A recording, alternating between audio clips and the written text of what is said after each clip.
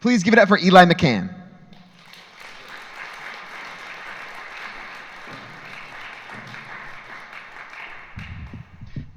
Nobody can agree on where the mic should go tonight, and I've been like feeling a lot of anxiety over this.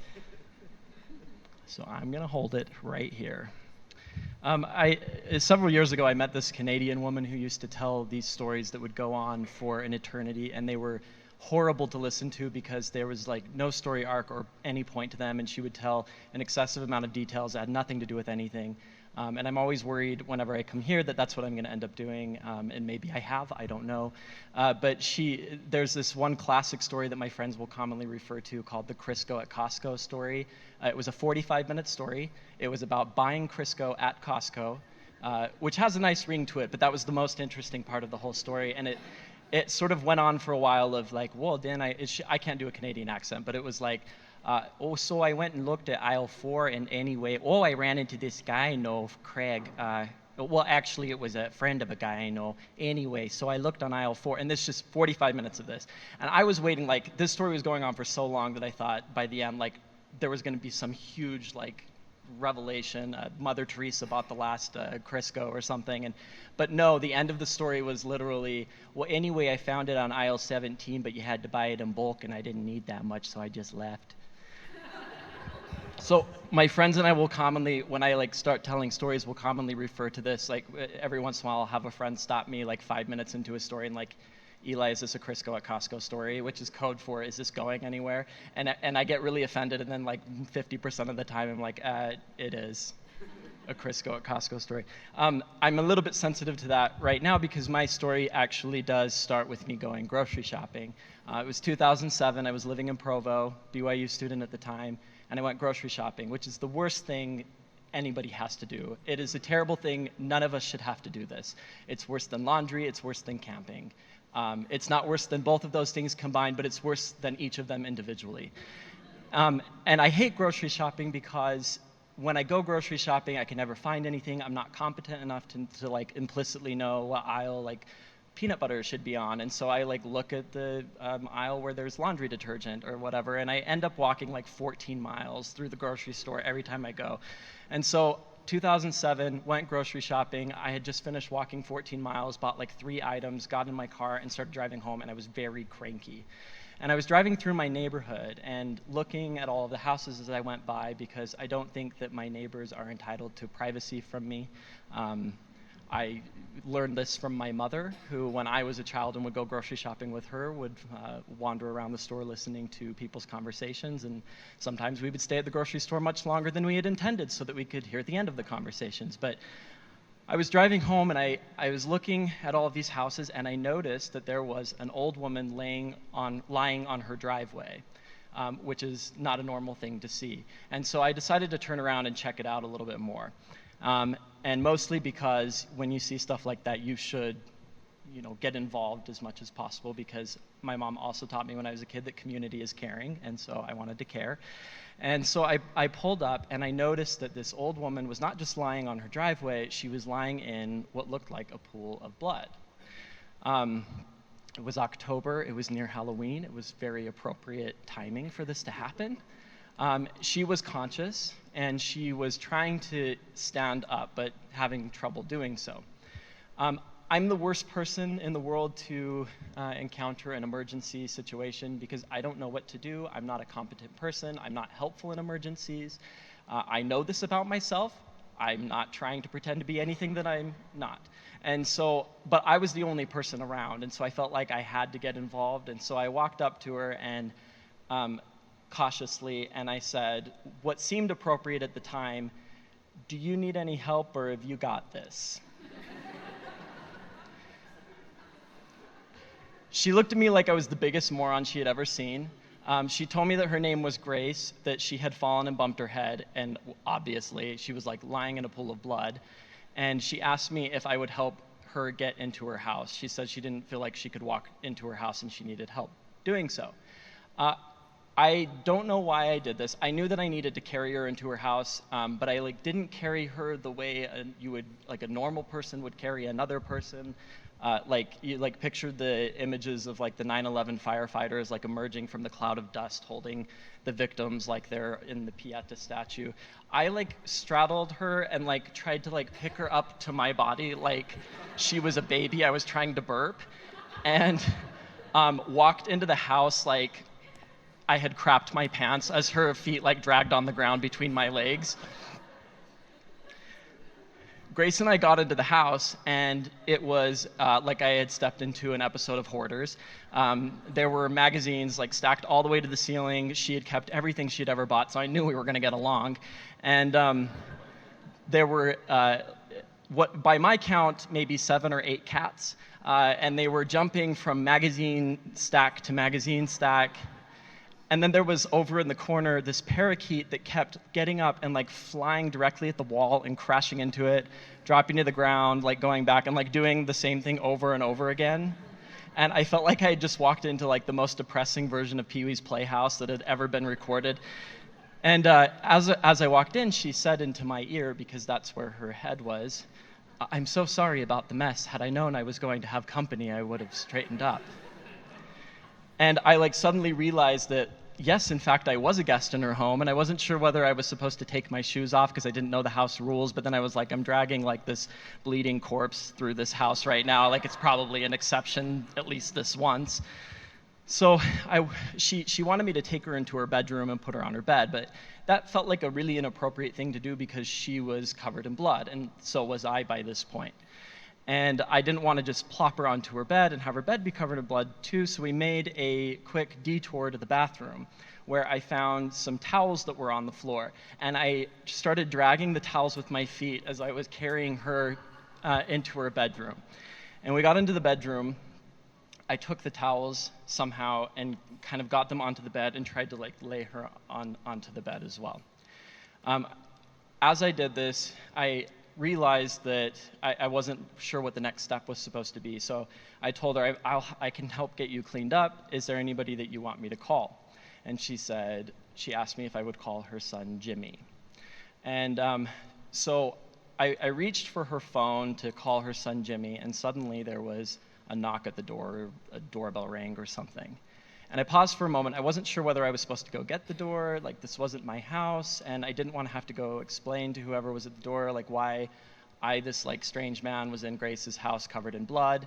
And so I thought like I wouldn't get the door, but then I realized that maybe like one of the neighbors might have seen me dragging like this geriatric bleeding corpse into the house and thinking that like something funny was going on. And I thought if I don't go get the door, they might call the police. And the last thing I needed in my life at that point was to go to prison because look at this face. This is not the face of someone who does well in prison. And so I said, Grace, let me go see who's at the door. It might be a friend of yours. And so I walked to the door. I opened it up. It is, in fact, not a friend of hers. It is a door-to-door salesman. But not just any door-to-door salesman. Do you know the term Zuby, BYU Zuby? Maybe it's like a stereotypical BYU student. Doesn't have to be used derogatorily. It usually is, and in this case it would be. Think of like pleated khaki pants, tucked in polo shirt, white socks pulled quarter way up the calf, constantly in the middle of a scavenger hunt. Looks like a Lego man. You know the type. Some of you probably are the type. And that's fine. There's nothing wrong with that if you don't like going on dates. So he started into this sales pitch, and I don't remember what he was selling, Bibles or the slap bracelets. I'm not sure. I don't remember what he was selling, but I stopped him a couple seconds into it. And I was in sort of a panic by this point because this was a very scary experience. And I said, now's not really a good time. First of all, this isn't even my house. And second, I've got a bleeding old woman back in the bedroom I need to get back to. And he sort of took a step back and I think noticed for the first time that I was covered in blood. And I realized I probably needed to give like a little bit more of an explanation for this because of the whole prison thing. And so I was like, I told him the story and I said, I got here, there was an old woman on the driveway, she was laying in a pool of blood, I picked her up, I carried her into the house, I brought her into the back bedroom, I wasn't sure where I was supposed to put her, so I had to get these towels, I had to put them up here onto her bed so that she wouldn't get her bed all bloody, and then I'm just realizing now, like, why didn't I call 911? Maybe I was supposed to call 911, she wants me to call her son Jimmy, but why am I taking orders from an old woman who just hit her head on the pavement? And this guy, we'll say his name is Tyler. It was actually Steve, but he was like, takes like another step back from me, and he's like, "Do you need help?" But he kind of said it in the way that like you're like hoping they'll say no, but I was like, yes. And he did help, and which was very nice of him, which was kind of annoying because I had decided right from the beginning when I opened the door that I wasn't going to like him, because he was a door-to-door salesperson of college age, and I associated him with the summer salespeople. And you know, the summer salespeople that go out and like sell security systems are the world's worst humans. And I should have asked before I said that. Does anybody do summer sales? Okay. Anybody know anybody who's done summer sales? Yeah, your friends are probably the exception. And I'm just kidding. There are no exceptions. They're all going straight to hell. So I invited him in, and I was like, as we're like walking through the magazines and newspapers, I'm like, I am so sorry. If we had known there was going to be company, we would have straightened up. And because I was taking ownership of this house and situation now. And I brought him back into Grace's bedroom, and I introduced Grace to Tyler, and I said, "This is Tyler. This is Grace. This is Tyler. Tyler, Grace." And Grace like looked at me like, "Why are you inviting strangers into my house, person that I don't even know?" And I was like, "Calm down, Grace. I can have friends too. Stop being so selfish." So Grace repeated her request that somebody call her son Jimmy. And I didn't want to call Jimmy because talking on the phone with anyone is terrible, but especially with strangers. And so I offered, because I would rather do this than talk to somebody on the phone, I offered to clean up Grace while Tyler called Jimmy, her son, and explained the situation. So Tyler reaches for her cell phone, which was sitting on this end table. And as he does so, she says, "Oh, please don't use my cell phone. I'm almost out of minutes," because this was back when you had it like limited minutes. And some of you are too young to remember that. And so he says, "Okay, well, I can use my phone to do this." But he looks through her phone, finds Jimmy's number, a Jim or something, and he calls it. And I hear this like extremely awkward conversation begin, wherein he says on the phone, "Hi, is this Jim? My name's Tyler, and I'm in your mom's house, and she's bleeding, but she's on the bed, and she seems coherent." And then he sort of stops, and I was uncomfortable with the way this was going, but to be fair, like, there's no like good way to have that conversation. I don't know what I would have said, but he kind of stops, and there's like some confusion and some back and forth, and then he hangs up the phone, and he says to me, "That guy said his mom died a month ago."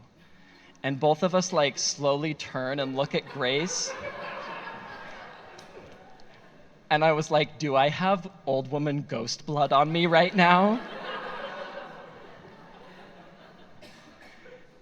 So Tyler then looks at her cell phone again, and he just verified the number, and he says, "Oh, there are 2 Jims in here." And so I was like, "Try the second Jim." And so he's like, "Okay." So he like tries the second Jim, and we're like, fingers crossed, because I can't deal with this right now if this woman has actually died a month ago. So he calls this one, and this is apparently the correct Jim because he's very alarmed that there are 2 men in Grace's house. And what felt like 20 seconds later, he swooped into the home, scooped up his mother, sort of gave us a distracted thank you, and then ran out of the house with her. And Tyler and I were both still standing in this house.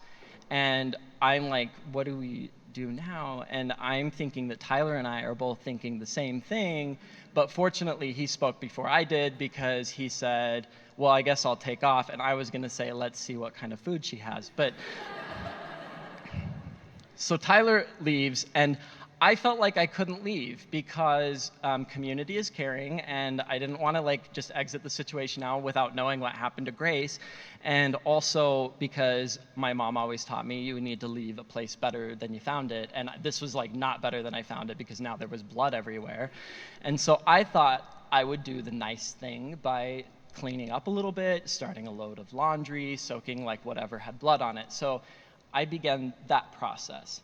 And in that process, I had blood on my own shirt. And so I took my shirt off, which felt not awkward in theory, but then when I did it, it felt really awkward. And so I took my shirt off, found some sort of like weird robe thing, and put that on. Grace and I were the same size. So, and I started soaking my shirt in the bathroom sink, and I started a load of laundry with like some of the sheets and linens and towels, and then some clothes that she just had lying around, and it looked like she needed help. And then I knew I had a little bit of time to kill, so I started like straightening up the front room area in case she did have like more company come later, and then she wouldn't have to apologize. And then the next thing I knew, I was like laying on her bed reading a magazine from 1987, eating some snacks, and all of a sudden I hear like the front door knob like turn, and like it like zapped me back into reality, and I was like, oh my gosh, like what am I doing here? How long has it even been? And in come Jim and Grace, and just as I'm retrieving my shirt from now the dryer that's still slightly damp, but I put my shirt on and I go out and greet them, and they both kind of look startled, and like maybe I didn't understand like the situation well enough to know that like my part was done and I could have left a while ago. And I looked at them and I was like, I'm sorry, you probably didn't expect me to still be here, but I didn't know if you still needed me. And Jim said, no, we don't still need you. We appreciate you staying, I guess. And then he said, I'm so sorry, we're grateful for your help and everything, and by the way, it looks like you still have some blood on your neck, which, that was really gross. And I looked into the mirror in their front area and started wiping the blood off and realizing the situation that I just gotten myself into, and I thought, this is exactly why I hate grocery shopping. Thank you.